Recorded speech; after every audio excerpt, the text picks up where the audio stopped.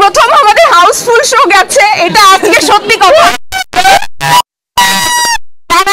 বলছি না, আজকে সত্যি সত্যি হাউসফুল গেছে আর ভীষণ ভালো লাগছে। কারণ অসংখ্য ধন্যবাদ, আজকে আপনারা সবাই সিনেমাটা দেখেছেন। আমার মিডিয়ার যত কাছের মানুষ আছে তারা এসেছে, মিডিয়ার বাইরের মানুষও এসেছে।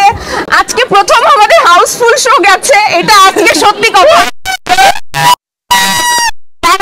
বলছি না, আজকে সত্যি সত্যি হাউসফুল গেছে আর ভীষণ ভালো লাগছে। কারণ আমাদের প্রথম দিনের যে অডিয়েন্সের অবস্থা ছিল তার থেকে আজকে এই দিনে এসে আমাদের অডিয়েন্সের যে অবস্থান হয়েছে এবং আমাদের সিনেমা নিয়ে যেভাবে কথা হচ্ছে সেটা ভীষণ আশার আলো জাগায়।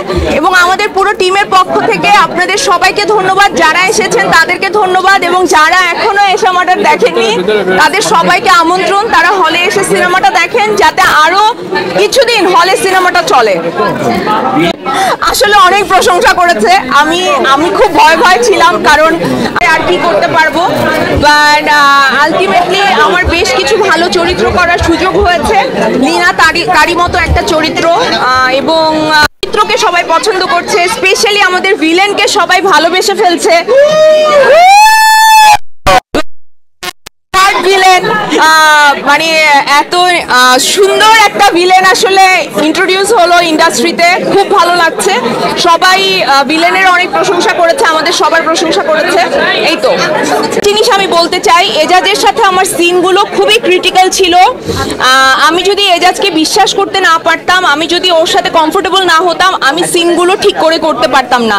সো এজাজ শুধু একজন ভালো অভিনেতা না, সে একজন ভালো মানুষ, ভালো কো আর্টিস্ট, যার জন্য আমাদের সিনগুলো মানুষ এত পছন্দ করছে। Thank you Ejaz.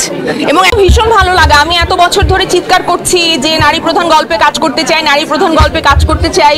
So Rehana থেকে শুরু করেছি, আমি চেষ্টা করে যাচ্ছি আমার মিশনে থাকতে। এরকমও না যে আসলে সবসময় আমি প্রোটাগনিস্ট ক্যারেক্টারই করব, বাট আমি ভীষণ কমপ্লেক্স ক্যারেক্টার পছন্দ করি। আমাকে যত কমপ্লেক্স ক্যারেক্টার অফার করা হবে, সেটা রোম্যান্টিক হতে পারে, অ্যাকশন ফিল্ম হতে পারে, কমেডি হতে পারে, আমি সব করতে চাই, বাট সেটা ডেফিনেটলি কমপ্লেক্স হতে পারে। এবং ফারুক ভাইকে আমি বলেছি একটা ভূতের ফিল্ম বানাতে, যেটাতে আমি অভিনয় করব। এখন এটা ফারুক ভাইয়ের দায়িত্ব, আমার খুব ইচ্ছা ভূত সাজার।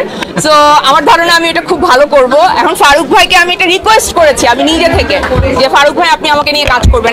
আমার সাথে ফারুক ভাই আছে, এজাজ আছে। আমরা আসলে সবসময় তো চেষ্টা করে যাই, আমরা কো আর্টিস্টরা যেভাবে আসলে ঝাঁপিয়ে পড়ে মানে এই সিনেমার প্রমোশন করেছি, আমার মনে হয় না যে কোনো চলচ্চিত্রের জন্য কোনো টিম এইভাবে করেছে। আমি